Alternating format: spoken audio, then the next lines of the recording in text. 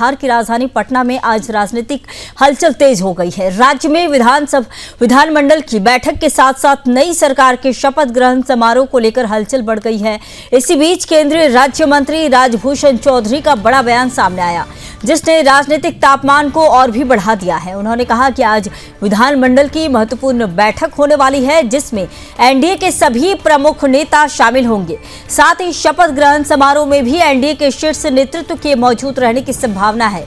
मंत्री राजभूषण चौधरी ने दावा किया है कि नीतीश कुमार के नेतृत्व में बिहार का विकास स्पष्ट दिखाई देता है और राज्य ने पिछले वर्षों में कई क्षेत्रों में सकारात्मक प्रगति की है। केंद्रीय मंत्री ने कहा कि निश्चित रूप से नीतीश कुमार के नेतृत्व में बिहार का विकास हुआ है। उन्होंने हर क्षेत्र में काम किया है, चाहे सड़क हो, बिजली हो, शिक्षा, स्वास्थ्य या महिलाओं को आगे बढ़ाने की पहल। ये सब राज्य में स्थिर नेतृत्व और मजबूत नीति का परिणाम है। राज्य में नए राजनीतिक समीकरणों को लेकर चल रही चर्चाओं के बीच ये बयान एनडीए की एकजुटता और नेतृत्व पर भरोसा दिखा रहा है। मंत्री का कहना है कि शपथ ग्रहण समारोह एनडीए के एकजुट और मजबूत नेतृत्व का संदेश देगा। आज की विधानमंडल बैठक को बेहद महत्वपूर्ण माना जा रहा है। कई अहम फैसले लिए जा सकते हैं, खासकर मंत्रिमंडल के औपचारिक गठन और विभागों के बंटवारों को लेकर भी। एनडीए के नेता सुबह से ही बैठक स्थल पर पहुंच रहे हैं और पूरे दिन राजनीतिक गतिविधियां तेज रहने वाली है। सूत्रों की अगर माने तो एनडीए पूरा फोकस स्थिर सरकार चलाने और विकास योजनाओं को गति देने पर रख रहा है। नीतीश कुमार को एनडीए के सबसे अनुभवी नेताओं में माना जाता है और केंद्र सरकार भी उनके प्रशासनिक अनुभव को महत्व देती है।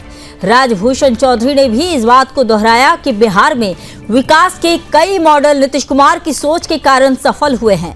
नई सरकार बनाने के साथ ही जनता उम्मीद कर रही है कि बेरोजगारी, शिक्षा सुधार, स्वास्थ्य सुविधाओं और अपराध नियंत्रण जैसे बड़े मुद्दों पर तेजी से काम होगा। नीतीश कुमार की सरकार पर हमेशा से ही सुशासन और विकास की नीति पर चलने का दावा रहा है और नई टीम से भी वही उम्मीदें जताई जा रही हैं। पटना में शपथ ग्रहण कार्यक्रम के लिए सुरक्षा के कड़े इंतजाम किए गए हैं। मुख्य समारोह स्थल को चारों तरफ से बैरिकेड किया गया है और कई स्थानों पर पुलिस बल की तैनाती बढ़ाई गई है। एनडीए के शीर्ष नेता, सांसद, विधायक और वरिष्ठ अधिकारी कार्यक्रम में शामिल होंगे, इसलिए सुरक्षा और व्यवस्थाओं को सर्वोच्च प्राथमिकता दी जा रही है। तो आज का दिन बिहार की राजनीति के लिए बेहद महत्वपूर्ण माना जा रहा है। विधानमंडल की बैठक, नई सरकार का गठन और केंद्रीय मंत्री का बयान, ये सभी घटनाएं बिहार के राजनीतिक भविष्य को दिशा दे सकती है।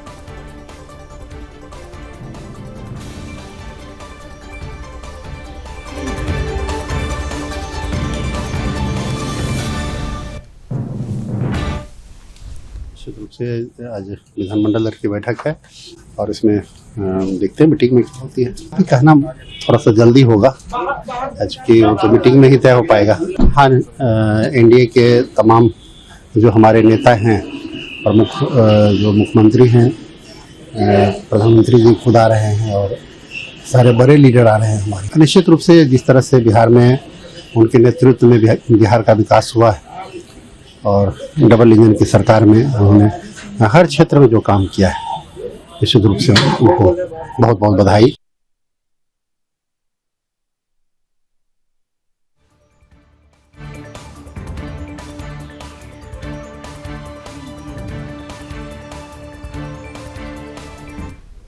इसी खबर पर और अधिक जानकारी के साथ मेरी सहयोगी मीनाक्षी श्रेयान जुड़ चुके हैं। मीनाक्षी, बताएं कि एनडीए नेता आज विधानमंडल की बैठक में शामिल होने वाले हैं। सबकी नजरें जो है आज बैठक में टिकी हुई हैं, तो क्या कुछ निकलकर आज सामने आ सकता है? क्या अपडेट है मीनाक्षी? बिल्कुल संजीता, देखिए बिहार की राजनीति इस वक्त पूरी तरीके से गरमाई हुई है। पटना से दिल्ली तक सिर्फ एक ही चर्चा है, 20 नवंबर को नीतीश कुमार 10वीं बार मंत्री पद की शपथ लेने जा रहे हैं। जगह वही है, गांधी मैदान, और टाइमिंग भी फिक्स है 11:30।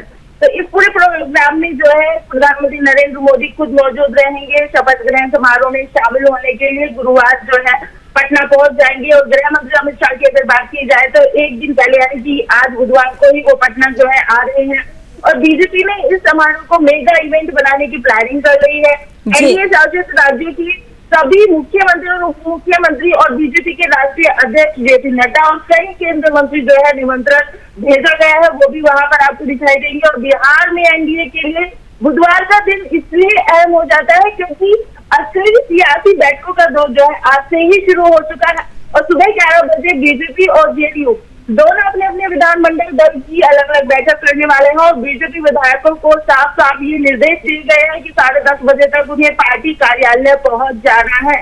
और उधर अगर मीनाक्षी, ये बताइए कि जैसे कि अपडेट आ रहा है कि अमित शाह भी आज पहुंचने वाले हैं, तो अमित शाह किस समय आएंगे और उनको लेकर क्या कुछ तैयारियां की जा रही है? क्या कोई बैठक होने वाली है अमित शाह के आने के बाद?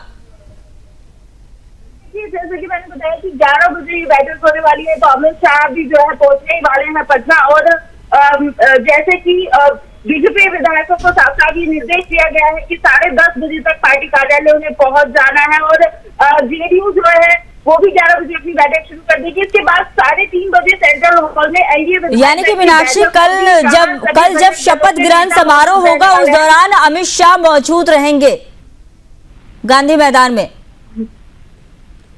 बिल्कुल, गांधी मैदान में अमित शाह मौजूद रहने वाले हैं और जी